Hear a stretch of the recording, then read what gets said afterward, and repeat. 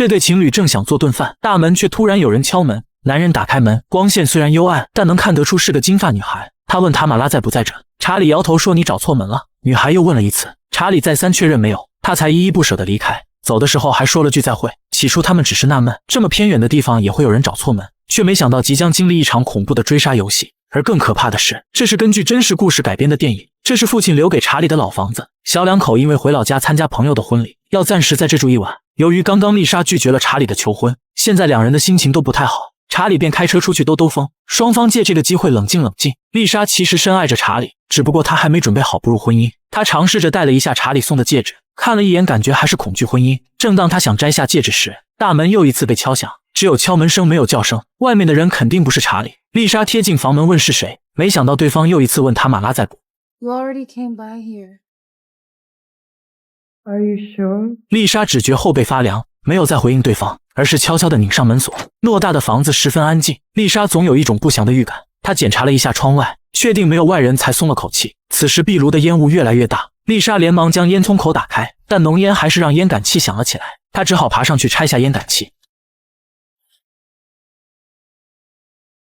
又是只敲门不说话，而且敲门的力度变大了。丽莎连忙拿出手机，但手机没电了，只好先放一旁充电。敲门声还在继续，她等不及了，只好回房用座机打给查理，告诉他那个女孩又回来了。一边催促着男友回来，一边换上休闲服，打算尽快离开这里。挂断电话后，她呆愣地站在大厅中间，浑然没察觉身后有另一个人。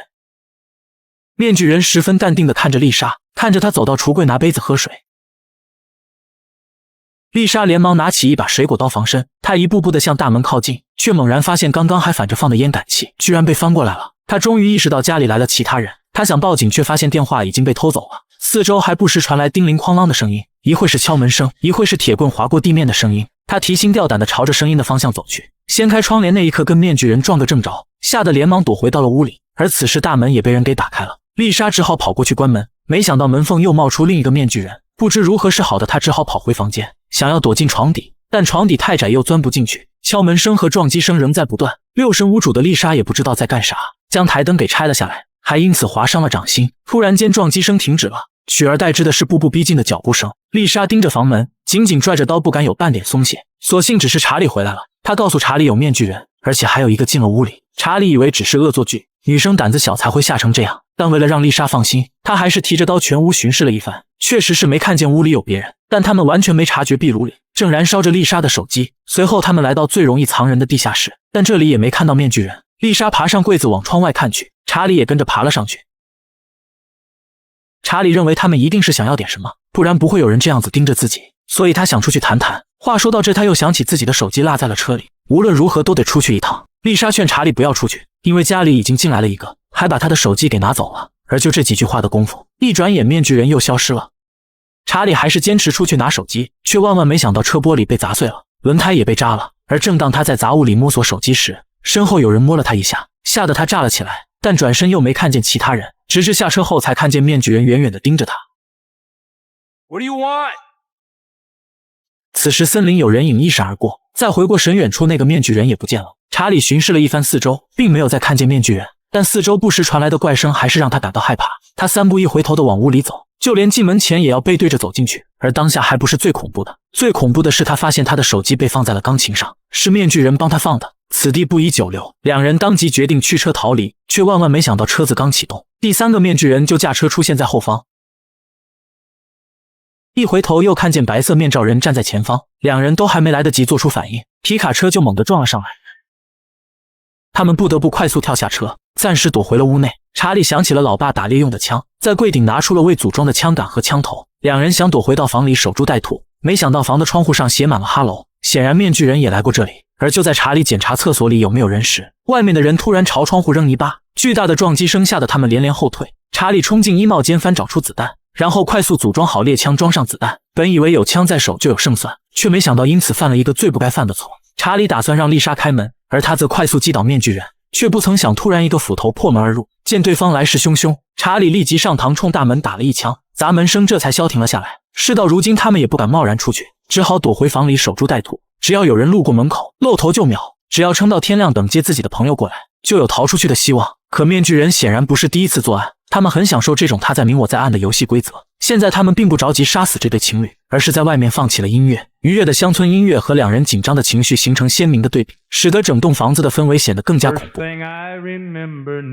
不知过了多久，查理之前约好来接自己的朋友提前到了。朋友正打着电话给查理，怎料一块石头从天而降，吓得他立即跳下了车。至此朋友才反应过来，不远处查理的车也被撞得稀碎，但屋子里却传来愉悦的乡村音乐。喊了几声查理没人回应，见状他顺手拿起地上的铁锹，小心翼翼地走进屋内。他前脚刚进去，面具人就显现在了路口。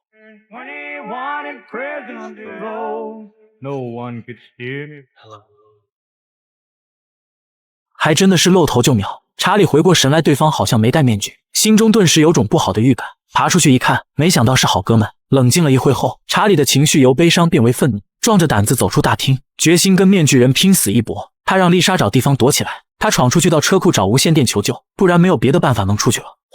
查理先是到朋友车里翻找，但没找到手机，车头的电线也被拔断了。他只好潜伏在大树下，本想着悄悄灭掉面具人，却殊不知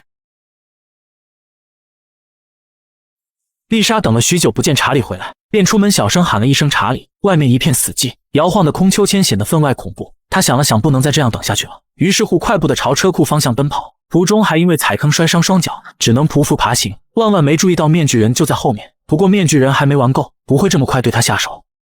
丽莎找到一台老式无线电，而正当她成功跟外界取得联系时，面具人突然出现，一锄头砸坏了机器，逼得丽莎只好往回跑。然而房子附近的森林站着白色面罩人，身后的车库站着一个短发面具人，千秋上还坐着一个，留给他逃跑的方向只剩一个。可刚爬2步，他就看到被焚烧的车，恐怕查理已是凶多吉少。伤心之余转身一看，周围的面具人都消失了。趁着这个机会，丽莎强撑着站起来，快速往家里跑。此时已接近太阳出来的时间，面具人进入收尾工作，丽莎被逮住，狠狠地摔到墙上，晕了过去。醒来时已是天亮，她被换了身衣服，和查理一同被绑在椅子上。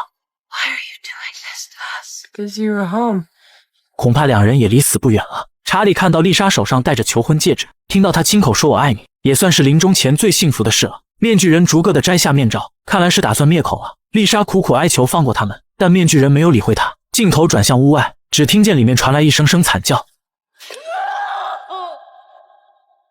不知过了多久，朋友的手机响了，还尚有一口气的丽莎用尽最后一丝力气爬过去，可怎料面具人还没离开，吓得丽莎丢掉了手机，本能地做出防御的手势。不过面具人没有再攻击她，而是默默地拿走了手机。